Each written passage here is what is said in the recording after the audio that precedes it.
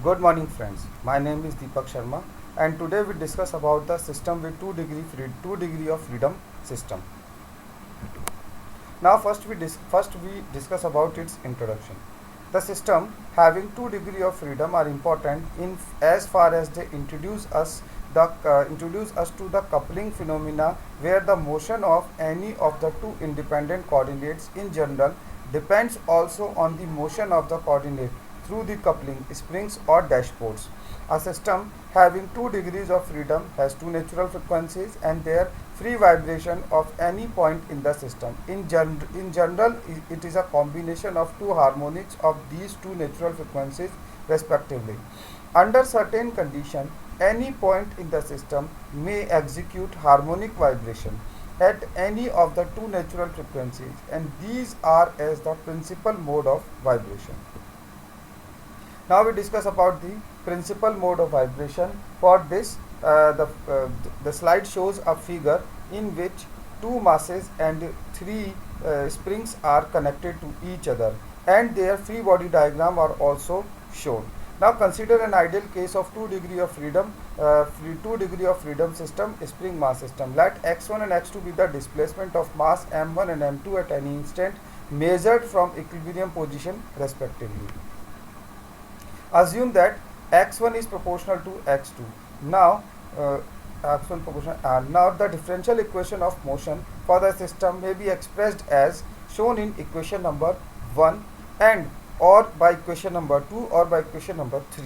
Now assuming a solution of x1 and x2 under steady state condition as shown in equation number 4, where x1 and x2 are the amplitude of and uh, two masses and omega is the frequency of harmonic motion. Now from equation 4 we get the following values: x1 x1 dot and x1 double dot, x2 x2 dot and x2 double dot, that as shown in the equation number 5. Now substitute the value of equation 5 in equation 3 and cancelling the common term sin omega t at this stage and get the equation number 6. Okay, get the equation number 6, and by solving the equation number 6 we get the equation number 7, which gives the following two equations: equation number 8 and equation number 9. Now equating the equation 8 and 9 we get the final equation number 10. Now the equation number 10 gives two values of omega square, and these two positive values of omega corresponding to the two natural frequencies omega n and omega n2 of the system. Equation 10 is called the frequency equation, as roots of these equation gives the natural frequency of the system. Now let m1 is equals to m2 is equals to m and k1 is equals to k3 is equals to k as shown in equation number 11. Now the equation 10 reduces in the following equation, and the value of omega 1 and omega 2 obtained by this equation as shown in equation number 12. Now substitute the condition of equation 11 in equation 8 and equation 9, which can be reduced in the equation 13 and equation 14. Now substitute the value of omega n1 in equation 12 in any of the equation 13 and equation 14. Then we have x1 by x2 is equals to plus 1. It means that the system is vibrating. With the first natural frequency omega n1. The mode shape is such that the ratio of amplitude is plus 1. Now x1 and x2, it is the ratio of amplitude in the first mode shape corresponding to the first natural frequency omega 1. Now substitute the value of omega n2 from equation 12 in equation 13 and 14, and get the ratio of x1 and x2, which is equal to minus 1, where x1 and x2 indicate second x1 ratio x2 indicates second mode shape corresponding to second natural frequency omega n2. The ratio of amplitude of two masses being plus 1 indicates that the amplitude are equal and two motions are in phase. That means the two masses have up and down together. The ratio of amplitude of two masses being minus 1 means that the amplitude are equal but motions are out of phase. That means when the mass moving down, when the first mass moving down, then the second mass is moving up, and vice versa, as shown in the figure. The figure shows the first mode, and this figure shows the second mode. It can be seen that if the two masses are as given equal initially displacement in the same direction and released, they will vibrate in first principal mode of vibration with first natural frequency, and also if they are given equal initial displacement in opposite direction and released, they will vibrate in second principal mode of vibration with second natural frequencies.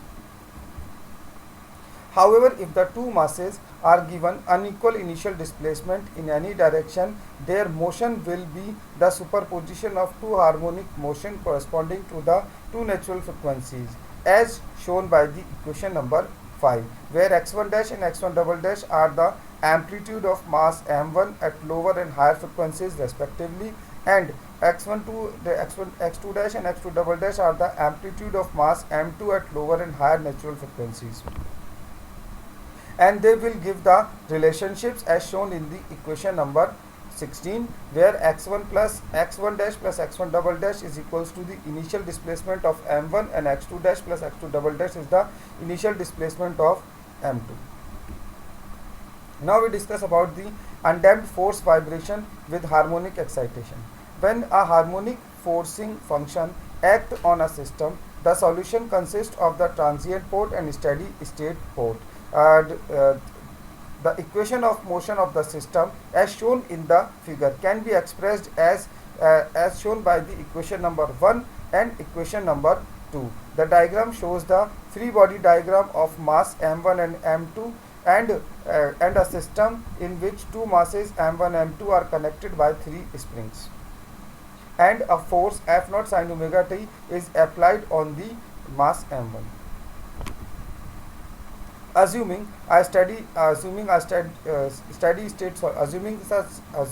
the solution of the given of the previous equation, above equation is shown by the equation number 3. From equation 3 we get the value of x1 dot, that means velocity, and x1 double dot, that means acceleration. Similarly for x2 dot and x2 double dot as shown by the equation number 4. Now the values, now substitute the values in equation number 2 and get the equation number 5, or equation number which is reduced in equation number 6. Now equation number 6 we get the value of x2 as shown by the equation number 7. Now substitute the value of x2 in equation number 6. We have the final equation as shown